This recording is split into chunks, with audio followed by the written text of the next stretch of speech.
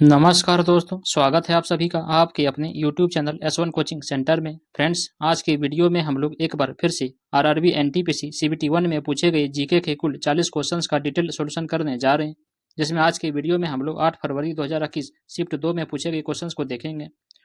और हाँ, बाकी शिफ्ट के वीडियो जिसने नहीं देखे हैं ऊपर का ये बटन या फिर चैनल के प्लेलिस्ट में जाकर के देख सकते हैं। ठीक है, तो चलिए वीडियो स्टार्ट करते हैं। देखते हैं शिफ्ट का सबसे पहला क्वेश्चन क्या है।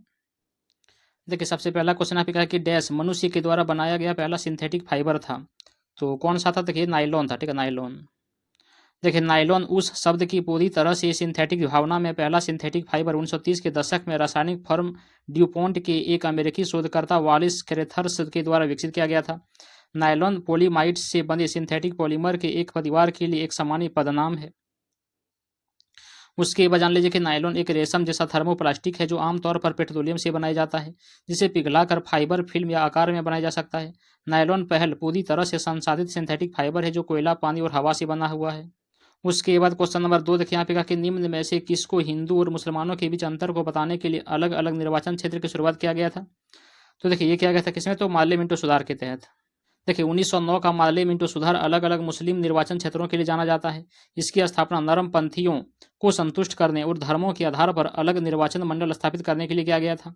भारतीय परिषद अधिनियम 1909 ने विधान परिषद में कुछ सुधार स्थापित किए और इस अधिनियम ने ब्रिटिश भारत के शासन में भारतीयों की भागीदारी को बढ़ाया था। उसके बाद जान लीजिए कि इसीलिए लॉर्ड मिंटो को भारत में सांप्रदायिक निर्वाचन क्षेत्र का जनक कहा जाने लगा। उसके बाद क्वेश्चन नंबर 3 देखिए, यहाँ पे क्या कि निम्न में से कौन सी ग्रामीण भूमिहीन परिवारों के लिए एलआईसी के द्वारा संचालित सरकार के द्वारा शुरू की गई बीमा योजना है? तो देखिए, ये कौन सा हो जाएगा? ये हो जाएगा देखिए यहाँ पे। तो देखिए, कौन सा योजना है? ये है देखिए आम आदमी बीमा योजना, ये वाला हो जाएगा।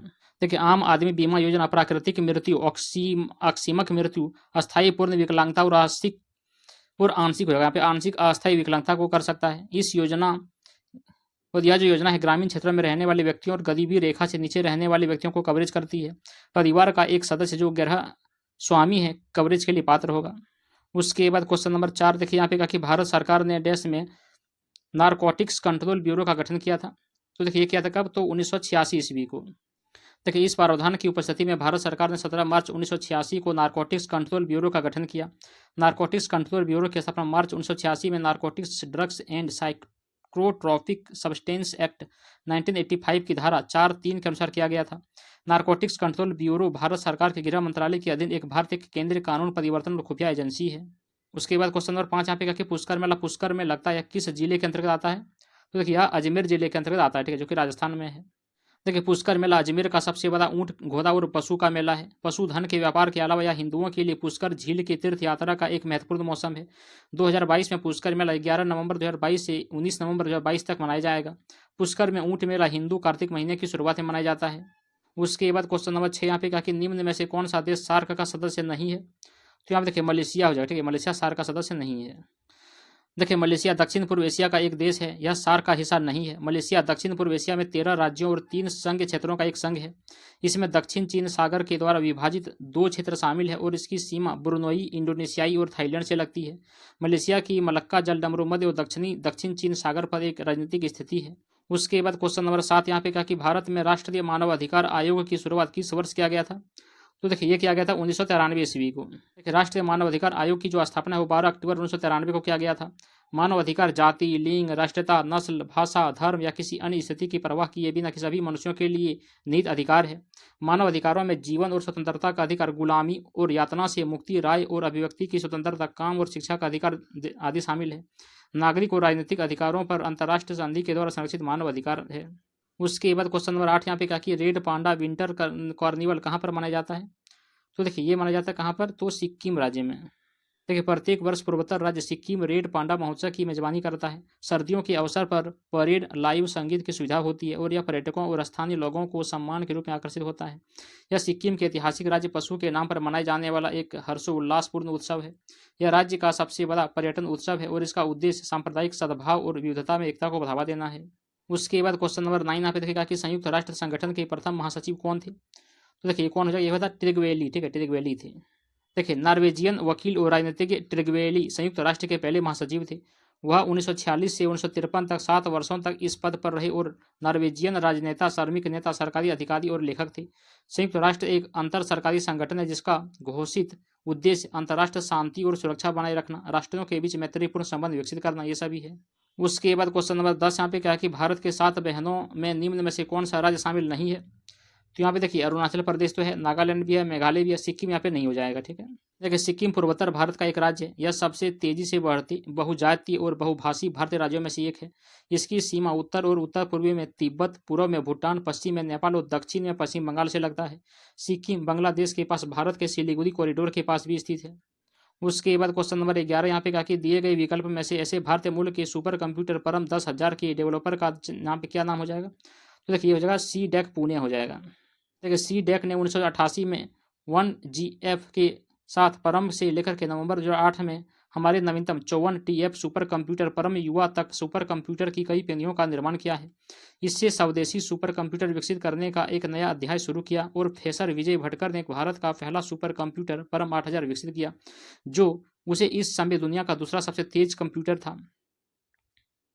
उसके बाद जान लीजिए कि परम सिवाय स्वदेशी रूप से असेंबल किया गया पहला सुपर कंप्यूटर IIT में स्थापित किया गया था। इसके बाद क्रमशः परम शक्ति और परम ब्रह्मा को IIT खड़गपुर और IISR और IISER पुणे में स्थापित किया गया था।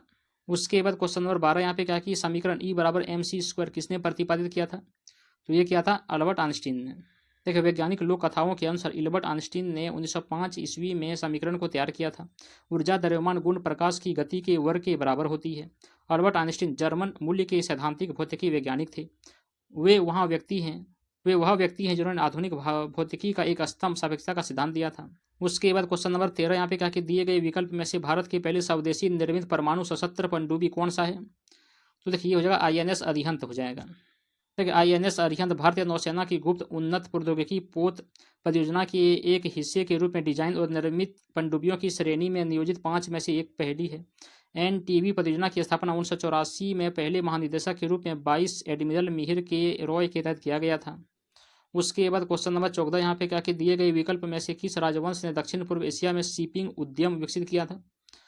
तो ये किसने किया था, देखिए ये क्या था, देखिए ये क्या था, चोल राजवंश ने। ठीक है, चोल राजवंश ने। देखिए चोल राजवंश दक्षिणी भारत का एक तमिल साम्राज्य था जो विश्व इतिहास में सबसे लंबे समय तक शासन करने वाले राजवंशों में से एक था। उनके शासन का मुख्य क्षेत्र कावेरी डेल्टा था, जिसे बाद में चोल मंडलम के नाम से जाना जाता गया। उनकी राजधानी उदयपुर जो कि तिरुचिरापल्ली शहर के पास था और पुहार या कावेरीपट्टनम एक वैकल्पिक शाही निवास और मुख्य बंदरगाह शहर था। बाघ उनका प्रतीक था। चोलों ने एक कुशल नौसेना भी बनाई रखा था। उसके बाद क्वेश्चन नंबर 15 यहाँ पे क्या है कि संयुक्त राष्ट्र के डैश प्रमुख अंग हैं। तो देखिए कितने अंग हैं, तो 6 अंग हो जाएगा। ठीक है, देखिए संयुक्त राष्ट्र यानी कि UN के 6 मुख्य अंग हैं। वे हैं देखिए कौन कौन, महासभा, सुरक्षा परिषद, आर्थिक और सामाजिक परिषद, उसके ट्रस्टीशिप परिषद और सचिवालय। न्यूयॉर्क में संयुक्त राष्ट्र मुख्यालय पर आधारित है। संयुक्त राष्ट्र का मिशन और कार्य इसके संस्थापक चार्टर में निहित उद्देश्यों और सिद्धांतों के द्वारा निर्देशित होते हैं। संयुक्त राष्ट्र की 6 आधिकारिक भाषाएं शामिल हैं। उसके बाद क्वेश्चन नंबर 16 यहाँ पे कहा कि किस प्रख्यात अंग्रेजी लेखक को 2018 में ज्ञानपीठ पुरस्कार से सम्मानित किया गया था। तो देखिए ये किया गया था, किसे किया गया था, अमिताभ घोष को। ठीक है, अमिताभ घोष को। देखिए अमिताभ घोष एक भारतीय लेखक हैं जो अपनी अंग्रेजी भाषा के ऐतिहासिक तथा साहित्य के लिए जाने जाते हैं। उन्होंने 2018 में 54वां ज्ञानपीठ पुरस्कार जीता जो भारत का सर्वोच्च साहित्यिक सम्मान है। ज्ञानपीठ पुरस्कार सबसे पुराना और सर्वोच्च है। भारतीय साहित्यक भारतीय ज्ञानपीठ के द्वारा प्रतिवर्ष एक लेखक को साहित्य के प्रति उत्कृष्ट योगदान के लिए पुरस्कार प्रदान किया जाता है। उसके बाद क्वेश्चन नंबर 17 यहाँ पे क्या कि संबंधित संक्षिप्त अक्षरों के लिए गलत पूर्ण प्रपत्र यहाँ पे चलन करना है। ठीक है, तो यहाँ पे देखिए यहाँ पे ये तो यहाँ पे सही हो जाएगा। ठीक है, यहाँ पे गलत ये हो जाएगा, ऑप्शन डी वाला। देखिए राष्ट्रीय मंडल देशों के नेता राष्ट्रीय मंडल शासन अध्यक्षों की बैठक, ठीक है, यानी कि CHOGM के लिए प्रत्येक 2 वर्षों में मिलते हैं। घूर्णन आधार पर अलग अलग सदस्य देशों के द्वारा मेजबानी की जाती है। 1971 के बाद से कुल 25 बैठकें आयोजित की गई है, जिनमें से सबसे हालिया बैठक 2022 में रवांडा में हुआ था। उसके बाद क्वेश्चन नंबर 18 यहाँ पे कहा कि ब्रिटिश शासन के दौरान देश को रोकने के लिए 1929 में शारदा अधिनियम पारित किया गया था। तो ये बाल विवाह को रोकने के लिए। देखिए बाल विवाह निरोध अधिनियम 1929 28 सितंबर 1929 को भारतीय शाही विधान परिषद के द्वारा अनुमोदित किया गया था। इस अधिनियम में लड़कियों के लिए विवाह योग्य आयु 14 वर्ष और लड़कों के लिए 18 वर्ष निर्धारित किया गया था। यह लोकप्रिय रूप से शारदा अधिनियम के नाम से जाना जाता है। उसके बाद क्वेश्चन नंबर 19 यहाँ पे क्या देखिए वहाँ पे भुवन क्या है। ठीक है, तो देखिए भुवन क्या है, तो देखिए 3D इमेजिंग क्षमताओं वाला इसरो का एक भू पोर्टल ये हो जाएगा। देखिए भुवन इसरो के द्वारा विकसित और होस्ट किया गया राष्ट्रीय जियो पोर्टल है, जिसमें विश्लेषण के लिए भू स्थानिक डेटा, सेवाएं और उपकरण शामिल है। उदाहरण के लिए इसमें कई बहुमुखी विशेषताएं हैं। सैटेलाइट इमेजरी और मानचित्रों का विजुअलाइजेशन है। इसका विश्लेषण देख लीजिए, निःशुल्क डेटा डाउनलोड, उसके कुछ नाम बताने के लिए रिपोर्ट डाउनलोड करना। उसके बाद क्वेश्चन नंबर 20 यहाँ पे कहा कि भारत सरकार के प्रसिद्ध सार्वजनिक क्षेत्र इकाई BHEL यानी कि भेल का पूर्ण रूप बताना क्या हो जाएगा। ठीक है, तो देखिए ये हो जाएगा भारत हैवी इलेक्ट्रिकल्स लिमिटेड, ये हो जाएगा। देखिए भारत हैवी इलेक्ट्रिकल्स लिमिटेड एक भारत सरकार के स्वामित्व वाली इंजीनियरिंग और विनिर्माण उद्यम है जो नई दिल्ली भारत में स्थित है। यह भारत सरकार के भारी उद्योग मंत्रालय के स्वामित्व में है। इसकी स्थापना 1956 में हुआ था। उसके बाद क्वेश्चन नंबर 21 यहाँ पे क्या कि दिए गए विकल्प में से विश्व में अभ्रक का सबसे बड़ा भंडार यहाँ पे किस देश में है। तो देखिए ये हो जाएगा किस में, तो भारत देश में है। अब देखिए अभ्रक एक प्रकार का सिलिकेट खनिज है जो विशिष्ट भौतिक संपत्ति अविश्वसनीय रूप से पतली लोचदार प्लेटों में विभाजित होने में उनकी आसानी होती है। अभ्रक अचालक, रोधन और ताप सहिष्णु है इसकी, और इन्हीं गुणों के कारण इनका जो उपयोग है विद्युत उपकरणों में किया जाता है। उसके बाद जान लीजिए कि भारत दुनिया के शीर्ष अभ्रक उत्पादकों और निर्यातकों में से एक है। इसका उत्पादन ज्यादातर राजस्थान में, आंध्र प्रदेश में, बिहार में, झारखंड में और महाराष्ट्र राज्य में किया जाता है। उसके बाद क्वेश्चन नंबर 22 यहाँ पे क्या कि भारत सरकार अधिनियम 1935 किस पर आधारित था। तो देखिए ये किस पर आधारित था, ये किस पर आधारित था, देखिए ये था संघ और संसदीय प्रणाली पर के सिद्धांत पर आधारित था।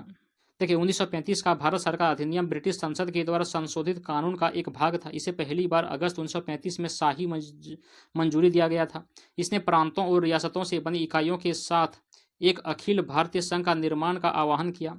केंद्र और इकाइयों के बीच शक्तियों को वितरित करने के लिए 3 सूचियां, संघ सूची, प्रांतीय सूची और समृद्धि सूची का उपयोग किया गया था। इसने प्रांतों में द्वैध शासन को खत्म कर दिया और इसकी जगह प्रांतीय स्वायत्ता ले लिया था। उसके बाद क्वेश्चन नंबर 23 यहाँ पे देखिए क्या कि 2019 का फीफा वर्ल्ड कप किसने क्लब ने जीता था।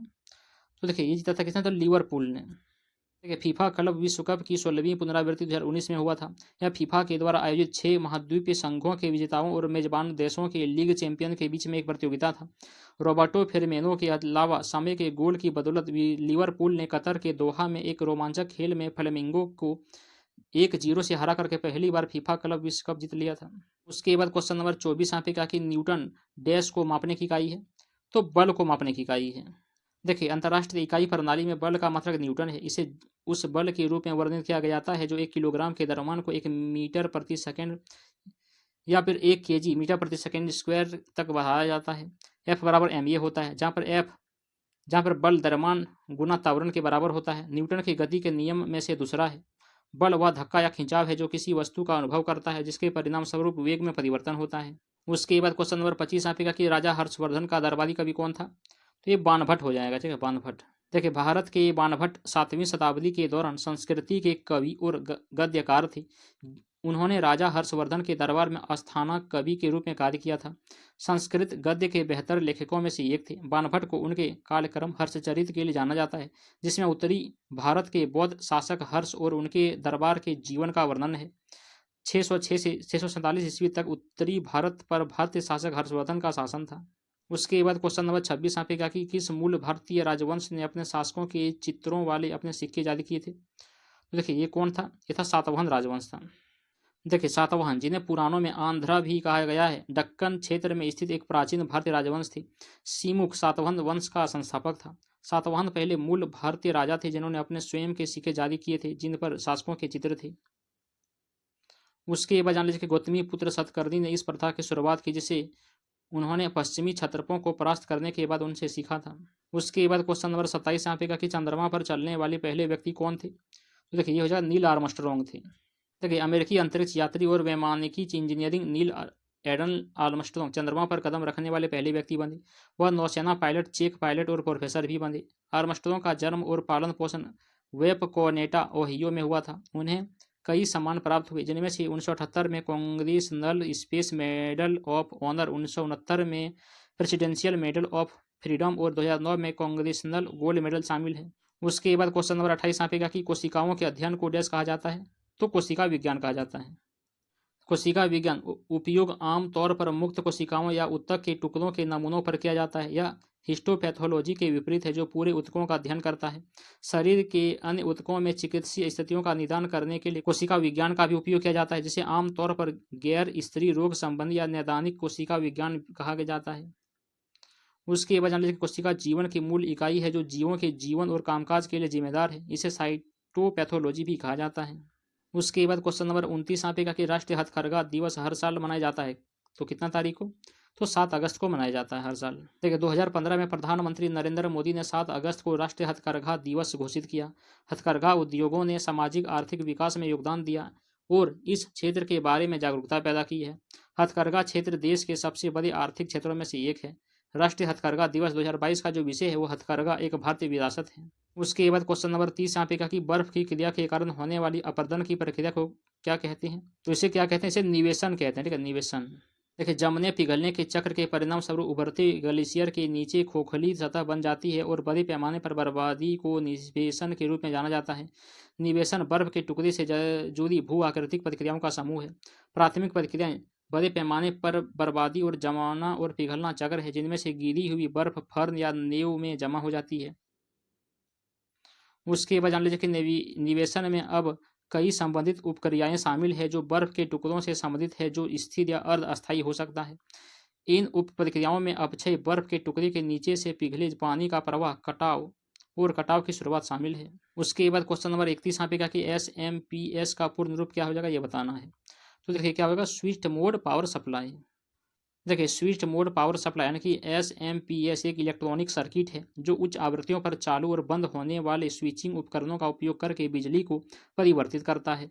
और जब स्विचिंग डिवाइस अपने गैर चालन स्थिति में होता है तो बिजली की आपूर्ति करने के लिए इंडक्टर्स या फिर कैपेसिटर जैसे भंडारण घटकों का उपयोग करता है। उसके बाद क्वेश्चन नंबर 32 यहाँ पे क्या कि किस योजना के अंतर्गत पहली बार निजी क्षेत्र को सार्वजनिक क्षेत्र की तुलना में प्राथमिकता दिया गया था? तो ये दिया गया था 7वीं पंचवर्षीय योजना के तहत। देखिए 7वीं पंचवर्षीय योजना 1985 से 1990 तक चला था। इसके दौरान आर्थिक उत्पादकता बढ़ाने, रोजगार पैदा करने और खाद्यान्न उत्पादन में वृद्धि करने पर जोर दिया गया था। इस योजना का जो मकसद था वो सामाजिक न्याय के जरिए आर्थिक विकास करना था। इस योजना का जो नेतृत्व है कांग्रेस पार्टी ने किया था और राजीव गांधी प्रधानमंत्री थे। 7वीं पंचवर्षीय योजना के मुख्य उद्देश्य जो है प्रौद्योगिकियों के विकास से उद्योगों की उत्पादकता बढ़ाना, खाद्यान्न उत्पादन में वृद्धि करना, रोजगार पैदा करना, सामाजिक न्याय के जरिए आर्थिक विकास करना, ये सब था। उसके बाद क्वेश्चन नंबर 33 यहाँ पे कि सभी जीवित प्राणियों के प्रजातियों के द्विपद नामकरण के जनक कौन थे? तो देखिए कौन था, ये था कैरोलस लिनियस। देखिए लिनियस नामकरण की द्विपद प्रणाली लेकर आई जिसमें प्रत्येक प्रजाति को एक सामान्य नाम और एक विशिष्ट नाम से पहचाना जाता है। यह प्रणाली एक विधि के समान है। कार्ल लिनियस को पादपों और जंतुओं के नामकरण की एक प्रणाली बनाने के लिए जाना जाता है। यह एक प्रणाली जिसका उपयोग करा जाता है इसमें। उसके बाद क्वेश्चन नंबर 34 यहाँ पे क्या कि दिए गए विकल्पों में से सही कथन का चयन करें। प्रेस एक लोकतंत्र है, क्या हो जाएगा? तो स्वतंत्र और निष्पक्ष रहना ये हो जाएगा। देखिए लोकतंत्र में प्रेस को स्वतंत्र और निष्पक्ष होना चाहिए, सरकार की नीतियों का पालन करना चाहिए। मीडिया लोकतंत्र लोगों को मीडिया में भाग लेने का अधिकार प्रदान करता है। किसी भी लोकतंत्र का आधार स्वतंत्र का अधिकारी और उत्तरदायी मीडिया है। उसके बाद क्वेश्चन नंबर 35 यहाँ पे देखिएगा कि निम्न में से कौन सी तलछटी चट्टान का एक प्रकार है? तो देखिए कौन हो जाएगा, ये हो जाएगा बलुआ पत्थर। सामान्य तलछटी चट्टानों में पत्थर, चूना पत्थर और सेल शामिल होते हैं। ये चट्टानें प्राय नदियों से में बहकर आने वाले तलछट के रूप में प्रारंभ होती है और झीलों और महासागरों में जमा हो जाती है। विलुप्त होने पर तलछट जल खो देती है और कठोर होकर चट्टान बन जाती है। उसके बाद क्वेश्चन नंबर 36 यहाँ पे देखिए क्या है कि निम्न में से कौन सी आंख की स्थिति या बीमारी नहीं है? तो यहाँ पे देखिए कौन हो जाएगा, तो ये घेंघा नहीं हो जाएगा। ठीक है, बाकी यहाँ पे ये तीनों आंख की बीमारी है। घेंघा गोइटर सामने एक गांठ या सूजन है जो थायराइड के सूजन के कारण होती है। थायराइड हमारी गर्दन में मौजूद एक छोटी ग्रंथि है जो हार्मोन बनाती है। घेंघा रोग सामान्यतः गंभीर नहीं होता है, लेकिन डॉक्टर से इसकी जांच कराई जानी चाहिए। दुनिया भर में घेंघा का सबसे सामान्य कारण आहार में आई कमी है।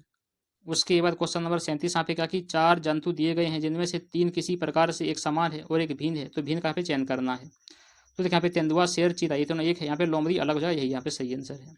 देखिए लोमड़ी कुत्ता परिवार के कई सदस्य हैं। लंबे फर, नुकीले कान और संकीर्ण थूथल वाले छोटे से मध्यम आकार के झाड़ीदार पूंछ वाले कुत्तों की तरह दिखाई देती है। इस तथ्य के बावजूद कि लाल लोमड़ियाँ कुत्ते के साथ साथ कैनिडे परिवार का हिस्सा है, उसमें बिल्लियों के साथ अधिक समानता है। यहाँ कुछ समानताएं हैं, जैसे बिल्लियों की तरह लाल लोमड़ियाँ रात में सबसे अधिक सक्रिय होती है। उसके बाद क्वेश्चन नंबर 38 यहाँ पे क्या कि भारत के संविधान के कौन से 2 अनुच्छेद न्यायिक समीक्षा की शक्ति को सबसे स्पष्ट रूप से व्यक्त करता है? तो देखिए ये हो जाएगा अनुच्छेद 32 और अनुच्छेद 226, ये हो जाएगा। देखिए भारतीय संविधान का अनुच्छेद 32 व्यक्तियों को उनके मौलिक अधिकारों के उल्लंघन के मामले में सीधे सर्वोच्च न्यायालय में जाने का अधिकार देता है। अनुच्छेद 226 उच्च न्यायालय को मौलिक अधिकारों के परिवर्तन तथा किसी अन्य उद्देश्य के लिए कुछ रीट जारी करने की शक्ति प्रदान करता है। न्यायिक समीक्षा से तात्पर्य न्यायपालिका की किसी कानून या आदेश की समीक्षा करने और उसकी वैधता निर्धारित करने की शक्ति से है। उसके बाद जान लीजिए कि भारत में न्यायिक समीक्षा के सिद्धांत को कायम रखने में अनुच्छेद 32 और 226 दोनों महत्वपूर्ण भूमिका निभाते हैं। क्वेश्चन नंबर 39 यहाँ पे कहा कि अक्टूबर 2020 तक केंद्र सड़क परिवहन और राजमार्ग मंत्री कौन है? तो देखिए ये हो जाएगा नितिन जयराम गडकरी, ये हो जाएगा। देखिए वर्तमान परिवहन मंत्री नितिन गडकरी है। वह महाराष्ट्र राज्य के लोक निर्माण विभाग मंत्री के रूप में अपने कार्य के लिए भी प्रसिद्ध है। नितिन गडकरी का जन्म 27 मई 1957 को भारत के नागपुर में एक मराठी परिवार में जयराम गडकरी और भानुताई गडकरी के घर हुआ था। अपनी किशोरावस्था के दौरान उन्होंने भारतीय जनता युवा मोर्चा और छात्र संघ अखिल भारतीय विद्यार्थी परिषद के लिए कार्य किया था। उसके बाद इस सीट का आखिरी क्वेश्चन नंबर 40 यहाँ पे कहा कि उस्ताद अमजद अली खान निम्न में से किस वाद्य यंत्र बजाते हैं? ये हो जाएगा सरोद बजाते हैं। ठीक है, सरोद। देखिए उस्ताद अमजद अली खान सरोद बजाते हैं और वे एक भारतीय शास्त्रीय सरोद वादक हैं। वे अपने तेज और स्पष्ट इखारा तान के लिए जाने जाते हैं। अमजद अली खान के बारे में चलिए कुछ और जान लेते हैं। उनका जन्म 9 अक्टूबर 1945 को हुआ था। वे एक शास्त्रीय संगीत परिवार से आते हैं। उन्होंने 1960 के दशक में अंतर्राष्ट्रीय स्तर पर प्रदर्शन किया है। उसके बाद उन्हें साल 1991 में कला के क्षेत्र में पद्म भूषण से सम्मानित किया गया था। साल 2001 में उन्हें भारत के दूसरे सर्वोच्च नागरिक सम्मान पद्म विभूषण से सम्मानित किया गया था।